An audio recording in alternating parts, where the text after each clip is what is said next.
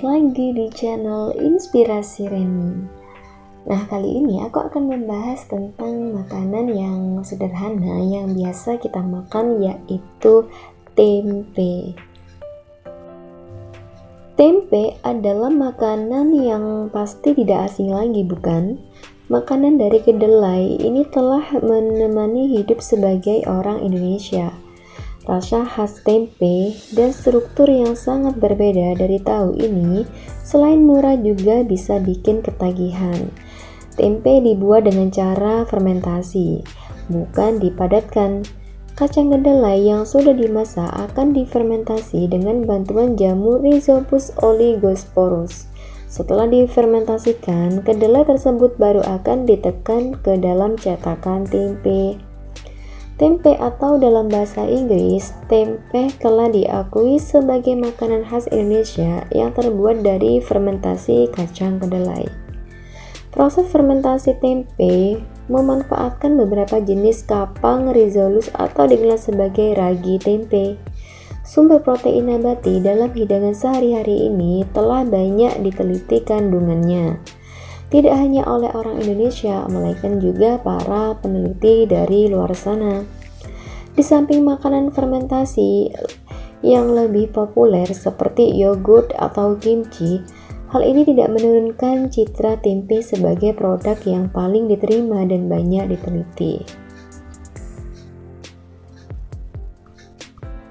Nah, ini nih kandungan nutrisi dalam tempe. Berdasarkan data komposisi pangan Indonesia (DKPI), per 100 gram penyajian tempe kamu bisa mendapatkan kandungan nutrisi sebagai berikut. Beragam kandungan pada tempe menyimpan banyak manfaat bagi kesehatan tubuh. Penasaran apa sajakah itu? Yang pertama, membangun dan memperbaiki sel tubuh yang rusak.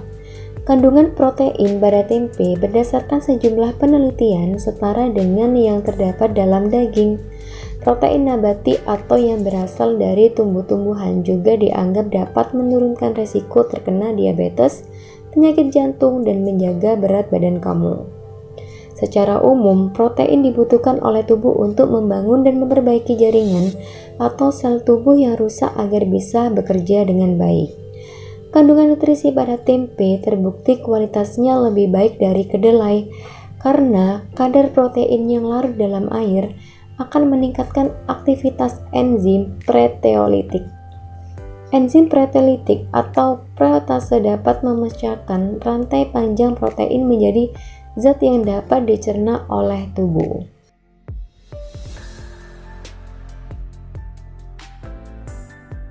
Selain itu, tempe mengandung lemak yang lebih sedikit, karbohidrat, serat, kalsium, fosfor, besi, tiamin, riboflavin, niacin, asam pantotenat, piridoksin, biotin, vitamin B12, dan retinol yang jauh lebih banyak dibandingkan dengan daging. Yang kedua adalah menurunkan risiko osteoporosis. Manfaat kandungan kalsium dan fosfor pada tempe utamanya penting bagi pertumbuhan tulang dan gigi, terutama pada anak-anak. Konsumsi 100 gram tempe mampu memenuhi 15% kebutuhan kalsium dan 65% kebutuhan fosfor harian pada anak-anak usia 7-9 tahun. Sesuai angka kecukupan gizi AKG pada Permenkes nomor 28 tahun 2019. Di samping itu, asupan kalsium dan fosfor juga dapat mencegah osteoporosis pada wanita menopause. Penelitian asal Kuala Lumpur, Malaysia dalam International Journal of Food Sciences dan Nutrition mengemukakan hal yang menakjubkan dari kandungan kalsium pada tempe. Penelitian ini menyatakan bahwa penyerapan kalsium dari tempe tidak berbeda jauh dengan susu sapi. Untuk mendapatkan nutrisi yang sama dengan segelas susu, kamu hanya perlu mengkonsumsi 4 potong tempe. Hal ini tentu bermanfaat dong, terlebih pada kalangan yang memiliki kebiasaan konsumsi susu rendah. Yang ketiga adalah mencegah anemia. Salah satu kandungan penting pada tempe yang bermanfaat mencegah anemia atau kurang darah adalah vitamin B12. Vitamin B12 berfungsi membantu tubuh dalam memproduksi sel darah merah. Secara alami, vitamin ini dapat kamu temukan pada daging, ikan, telur, dan susu, yang mana hal ini tentu tidak cocok untuk para vegetarian kan? Namun, per 100 gram tempe mengandung sekitar 1,7 mikrogram vitamin B12 yang menjadikan pangan nabati ini satu-satunya sumber vitamin B12 yang berasal dari tumbuh-tumbuhan. Kandungan ini cukup untuk memenuhi 42% kebutuhan vitamin B12 setiap harinya. Dengan begitu, para vegetarian dan vegan tidak perlu takut untuk kehilangan vitamin B12 pada asupan makanan sehari-hari. Kekurangan vitamin B12 dalam tubuh dapat menimbulkan gejala seperti pusing, lemas, lelah, kulit pucat, keseimbangan tubuh menurun, dan mood labil. Yang keempat yaitu menangkal reaksi radikal bebas.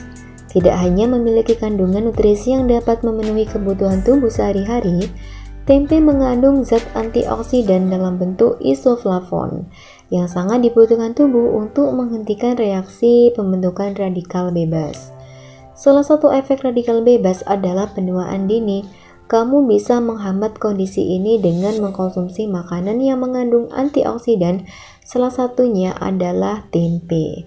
Dalam setiap porsi tempe mengandung sekitar 10-38 mg isoflavon yang memiliki beragam manfaat. Penelitian yang dilakukan oleh University of North California menunjukkan bahwa senyawa antioksidan pada tempe dapat membantu pencegahan kanker prostat dan payudara. Selain itu, kandungan ini juga dapat menurunkan risiko masalah kesehatan jantung. Yang kelima yaitu membantu menurunkan berat badan. Berbekal kandungan 20,8 gram protein setiap 100 gram penyajiannya, tempe tidak hanya bagi bermanfaat vegetarian dan vegan. Kandungan protein ini juga cocok untuk bagi kamu yang sedang dalam upaya penurunan berat badan, terutama menjalani diet tinggi protein. Sebuah studi yang diterbitkan The American Journal of Clinical Nutrition menunjukkan diet tinggi protein berbasis kedelai memiliki efektivitas yang sama seperti pada daging atau produk hewani lainnya. Selain mampu mengurangi berat badan, diet ini juga bisa menurunkan rasa lapar dan meningkatkan rasa kenyang. Penelitian lain juga menunjukkan diet kaya protein dapat merangsang termogenesis yang mampu membantu tubuh membakar lebih banyak kalori setelah makan. Selain untuk orang dewasa, tempe juga bisa dikonsumsi oleh bayi sebagai makanan pendamping ASI atau MPASI. Departemen Ilmu dan Teknologi Pangan Institut Pertanian Bogor seperti dilansir dari kompas.com menyarankan alternatif cara mengelola tempe, misalnya dikukus, dibakar, atau dipanggang, tetap bisa menjaga manfaat kandungan nutrisi baik di dalamnya. Menurutnya juga konsumsi tempe mentah yang masih segar juga dapat dilakukan dengan cara dijus bersama dengan buah. Tempe juga secara alami mengandung MSG alami hingga selama pemasakannya Anda tidak perlu menambah MSG buatan secara berlebihan. Nah, itu tadi informasi tentang tempe. Semoga menambah pengetahuan buat kamu dan juga bermanfaat buat kamu. Jika kamu suka dengan video ini, jangan lupa komen, like, and share. Dan jangan lupa juga subscribe dan tekan tombol loncengnya biar kamu dapat notifikasi video terbaru dari aku. Sekian video dari saya dan terima kasih.